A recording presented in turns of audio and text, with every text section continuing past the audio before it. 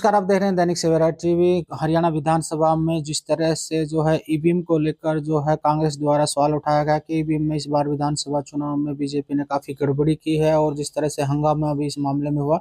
हमारे साथ कांग्रेस के सीनियर नेता हैं, पूर्व में गृह मंत्री रहे हैं सुभाष बत्रा जी। बत्रा जी, जिस तरह से विधानसभा में अब सवाल उठाया और कांग्रेस बार बार ये आरोप लगा रहे थे कि भाई जो है चुनाव में गड़बड़ी हुई में इन्होंने की है, क्या ये सत्य है? देखिए, ये तो मैंने ही ये सवाल उठाया था। बड़ी अजीब सी सिचुएशन लोगों के सामने आई है। मैंने पहले भी कहा है कि प्रिंट मीडिया हो, इलेक्ट्रॉनिक मीडिया हो, सट्टा बाजार हो, सीआईडी इंटेलिजेंस ब्यूरो हो, इवन बीजेपी के लीडर भी, जो बड़े लीडर थे, सीनियर लीडर थे, वो भी नहीं मानते थे कि हमारी 30-35 से ज़्यादा सीटें आएंगी। तो ये जो रिजल्ट आए हैं, ये बड़े आश्चर्यचकित रिजल्ट आए हैं और शंका और शुबा होना स्वाभाविक है। और कुछ ऐसी चीज़ें सामने आई हैं जो लगता है कि 20 और 22 के करीब सीटों पे कुछ ना कुछ तो ज़रूर हुआ है। ईवीएम में गड़बड़ है, क्या है, मैं इसके मुतल्लिक़ अब ज़्यादा टिप्पणी नहीं करना चाहता, क्योंकि कांग्रेस पार्टी ने डिसाइड किया है, वो सुप्रीम कोर्ट में जा रहे हैं, बाकायदा काफ़ी तथ्य इकट्ठे कर रहे हैं वो। तो अभी देखो क्या होता है जी।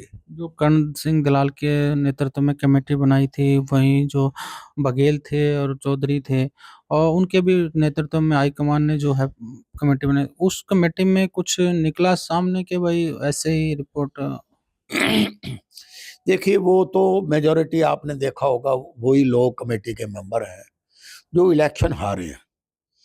और इलेक्शन हारे भी कोई 20-25 हजार वोटों से नहीं, 30-30 हजार, 35-35 हजार से ज्यादा वोटों से आ रहे हैं।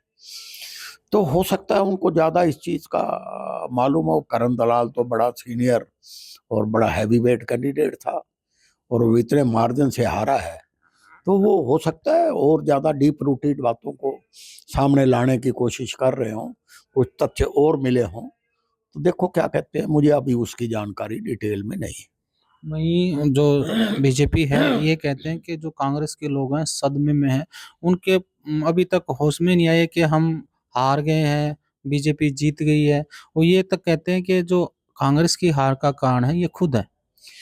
देखो, सदमे में तो है, सदमे में कांग्रेस पार्टी भी है और सदमे में बीजेपी भी है।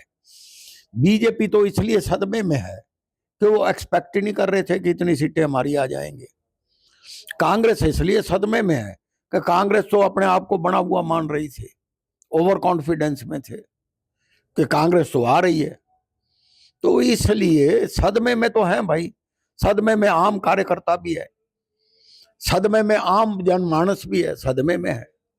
तो बाकी देखो, कई कारण हैं कांग्रेस का बैकफुट में आने का, और भी कई कारण है।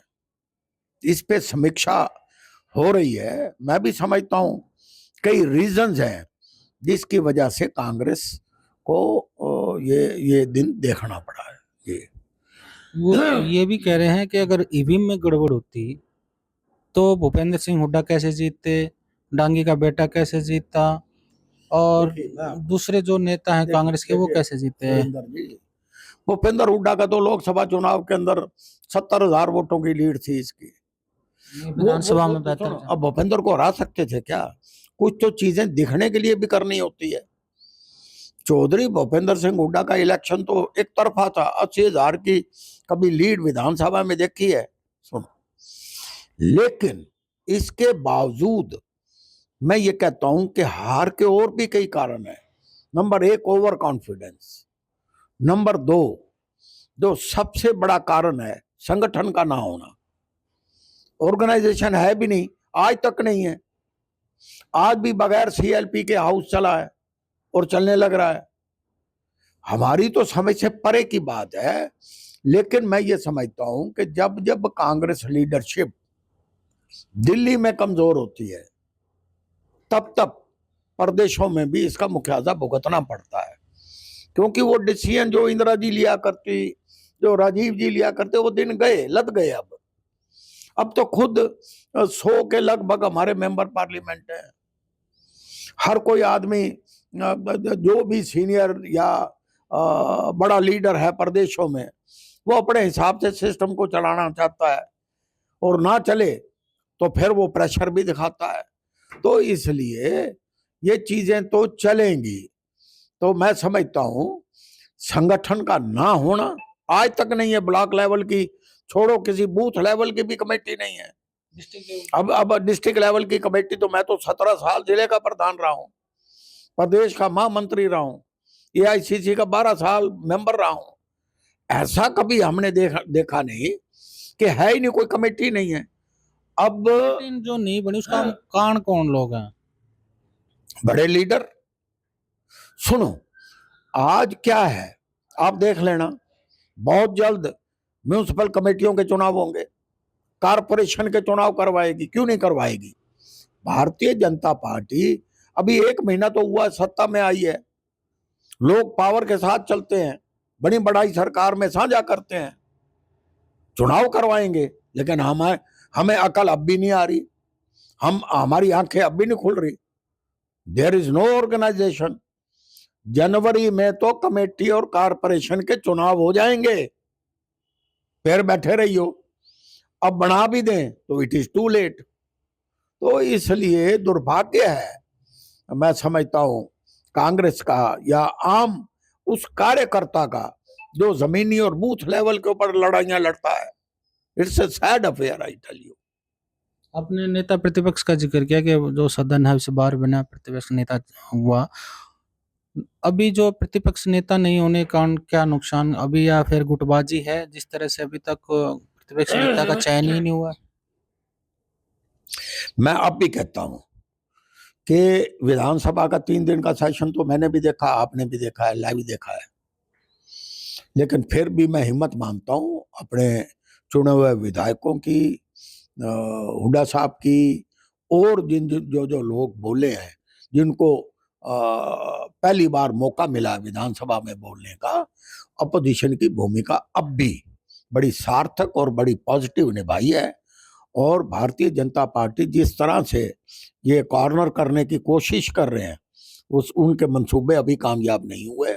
लोगों में भ्रांति है। आप देखो, अभी तो 1 महीना हुआ है। Let's hope for the best. कब तक हो जाएगा नेता प्रतिपक्ष का चयन? फौरन आफ्टर महाराष्ट्र इलेक्शन, झारखंड के इलेक्शन के बाद सबसे पहला पार्टी का डिसीजन ही सीएलपी के लीडर का होगा। देख लेना आप। पीसीसी प्रेसिडेंट भी बदला जाएगा, प्रभारी भी बनेंगे, और आगे जो भी होगा आपके सामने आएगा। कितने नाम चल रहे हैं, या भूपेंद्र हुड्डा को रिपीट करेंगे? देखो, ये पार्टी लीडरशिप का मामला, ये मेरा नहीं है। मैं अगर मेरे से पूछो तो देखो, मेजॉरिटी एमएलए तो भूपेंद्र हुड्डा के साथ है, और सबसे पहले इन्होंने पहला ही काम कर दिया कि पार्टी का एक रेजोल्यूशन पास करके पार्टी लीडरशिप को भेज दिया कि भाई विधायक दल का नेता उसी को बनाया जाए जिसके साथ मेजॉरिटी हो। अब मान लो 1 मिनट के लिए, मेरा अपना तर्क है, मान लो बना दें अशोक अरोड़ा जी को, मान लो बना दें मैडम गीता भुक्कल जी को, मान लो बना दें चंद्र प्रकाश जी को, मान लो बना दें चंद्रमोहन को, क्या फायदा? इससे निकलेगा क्या? इन फाइट को अब ये स्टेज नहीं है। अब मान लो भूपेंद्र को हटा के उसके नॉमिनी को बनाते हैं, बनाना तो उसके नॉमिनी को पड़ेगा। उसे क्या फायदा? क्या निकलेगा, क्या बढ़ेगा? अब तो एक ही प्रयास होना चाहिए कि जो सो कॉल्ड कांग्रेस के लीडर हैं उनको बैठ के, अब मैं इसके भी हक में नहीं हूं। ये बड़ा एक गलत इन्होंने लोगों के सामने, ये भी एक मजाक सा बन के रह गया। दोनों को, शैलजा बहन जी को और भूपेंद्र हुड्डा का हाथ, राहुल गांधी पब्लिक में दोनों के हाथ ऐसे मिला रहे हैं। What is this? ये मैच्योरिटी नहीं है। आप अगर पार्टी के सीनियर मोस्ट लीडर हो तो अपने दिल्ली में बुला के इनके डिफरेंसेस दूर कराइए। आप पब्लिक पोस्टर देने की जरूरत क्या है? बहुत सी चीजें हैं, हम कहें किसको? अब तो वो संवाद भी खत्म हो गया। पहले तो राजीव गांधी, इंदिरा जी और सोनिया जी लोगों को मिला करती थी, टाइम फिक्स होते थे, जिसके मन में होती थी बात कहा करते थे। अब वो संवाद ही खत्म हो गया। अब तो गिने चुने लोग जो जो इर्द गिर्द। और मैं तो कहता हूँ, कई बार इंटरव्यू में कह चुका हूँ, 8-10 आदमी है। कौन है जी अजय माकन, कौन है अशोक गहलोत, कौन है राजीव शुक्ला, कौन है फलाना, कौन है ये? वही राजस्थान के प्रभारी, वही महाराष्ट्र के प्रभारी, वही यूपी के प्रभारी। It's nonsense. क्या इन 8-10 के बगैर आपके पास कोई आदमी नहीं है? क्या यही कंपिटेंट है? और इन्हीं के खिलाफ आरोप है। मैं तो ये कहता हूं, इन्होंने ही अपनी अपनी स्टेटों को खाया है। तो ये जब तक फर्म डिसीजन नहीं लिए जाएंगे पार्टी लीडरशिप की तरफ से, तब तक कुछ नहीं होगा। ये यूं ही है, ढकोसला है, ऐसे ही उठक आपने पुटक। भूपेंद्र सिंह हुड्डा कहा कि भूपेंद्र सिंह हुड्डा को ही प्रतिपक्ष नेता बनाना चाहिए, लेकिन भूपेंद्र सिंह हुड्डा को 2014 में भी कमान दी गई भाई मैं थी, ये 19 में भी दी गई, अब 24 में भी दी गई। क्या एक व्यक्ति को ही पहले बार बार दिया जाए? पहले मेरी एक बात सुनिए। आप पूरे कांग्रेस के इतिहास को देख लीजिए। ये जरूरी नहीं है कि सीएलपी का लीडर ही चीफ मिनिस्टर बने। It's not important. जरूरी ये है कि जब टिकटों का वितरण हो उसमें बैलेंस रखें, ये जरूरी है। लेकिन इस बार बैलेंस रहा। तो नहीं रखा ना, नहीं रखा ना, इसलिए हार का सामना करना पड़ा। बैलेंस करके चलना चाहिए। ये सीएलपी का लीडर तो कभी चौधरी भजनलाल भी रहा, चीफ मिनिस्टर भूपेंद्र हुड्डा बना। सीएलपी का लीडर तो कभी भजनलाल भी रहा, चीफ मिनिस्टर और बना। ये जरूरी नहीं है। जरूरी ये है कि आप सभी लीडरों का आप समन्वय बनवा के चलें। आप पब्लिकली शो कर रहे हैं, आप कोई मेजोरिटी का एक्शन ही नहीं है। आपने एक तरफा टिकटों का वितरण किया है। एक एक का बाप निर्मल सिंह तो चुनाव लड़ रहा है कांग्रेस की टिकट पे, लड़की उसकी लड़ रही है इंडिपेंडेंट। ये क्या मजाक है? आपका फिर पार्टी कहाँ है? पार्टी नहीं है। सुनो, अब मैं ये मानता हूं, मैं कहता हूं कि ये पोलराइजेशन, ये करने में ये बड़े कामयाब रहे। ये अदर देन उन्होंने कास्ट लाइन के ऊपर पोलराइजेशन कर दी, करी कि नहीं करी? आप ये देख लो, जाट अगेंस्ट गैर जाट चुनाव बना दिया और majority vote other than Jat इनको मिल गए, कामयाब हो गए बीजेपी। इसलिए इन सारी चीजों की काट के लिए अब भी मैं कहता हूं उन्हीं की काट से उनको मारा जा सकता है। ये नहीं, अब अपना चेहरा दो ना कोई गैर जाट। और मैं ये कहता हूं 4 वर्किंग प्रेसिडेंट बनाए, एक पंजाबी जमात से नहीं। चारों किसको बनाया? रामकिशन गुर्जर को, %.5 गुर्जर वोट नहीं है। किसको बनाया दूसरे को? सुरेश गुप्ता को, जिसके खुद के 1100 वोट आए। सुनो, तीसरा किसको बनाया? जतेंद्र भारद्वाज, उसका कोई काम ही नहीं पब्लिक की डीलिंग का। वो तो वहीं अपना टेबल को सेट करता है और हाँ मीडिया में बयान देता है। तीसरा, चौथा उसको बनाया अपना मैडम किरण चौधरी की बेटी को। वो ऑलरेडी जब किरण है तो श्रुति की जरूरत नहीं। सुनो, लेकिन जब जब पंजाबी समाज का चेहरा लेकर पार्टी चली है, तब तक कांग्रेस सत्ता में आई है। आप देखो, चौधरी भजनलाल ने पंजाबी समाज का मखोटा डाल रखा था, 11 मंत्री बनाए और कांग्रेस खुद अपनी इंडिपेंडेंट अपनी ताकत के ऊपर 67 सीटें लेके आई कि नहीं आई? Number 2, Chaudhary Bansilal chief minister थे और सरदार हरपाल सिंह पीसीसी के प्रेसिडेंट थे, पंजाबी समाज से थे। दोनों की जोड़ी चली और मैक्सिमम मेजोरिटी 1972 में लेके आए कि नहीं लेके आए? तीसरा, चौधरी देवीलाल ने संघर्ष शुरू किया, उन्होंने डॉक्टर मंगल सैन को डिप्टी चीफ मिनिस्टर बनाया। 16 एमएलए बन के आए, पंजाबी और जाट बने कि नहीं बने? अरे तुम्हारा दिमाग खराब हो रहा है।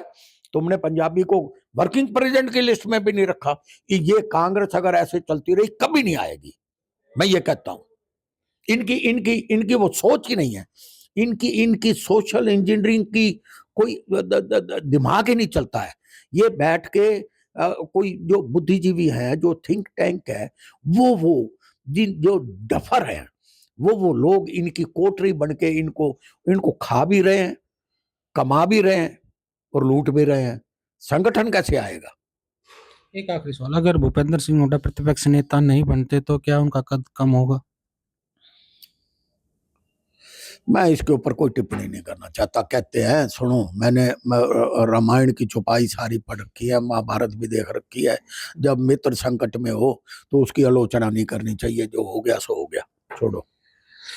ये थे सुभाष बत्रा जी, जिन्होंने कांग्रेस की हार को लेकर काफी उन्होंने कारण बताए हैं, और किस तरह से जो अभी संगठन नहीं बना उसका मुख्य कारण रहा, और जो नेताओं में जो संयम नहीं था उसको लेकर भी उन्होंने सवाल उठाए हैं।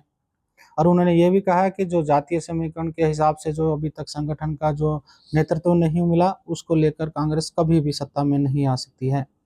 सवेरा टीवी के लिए रोहतक से मैं सुरेंद्र सिंह।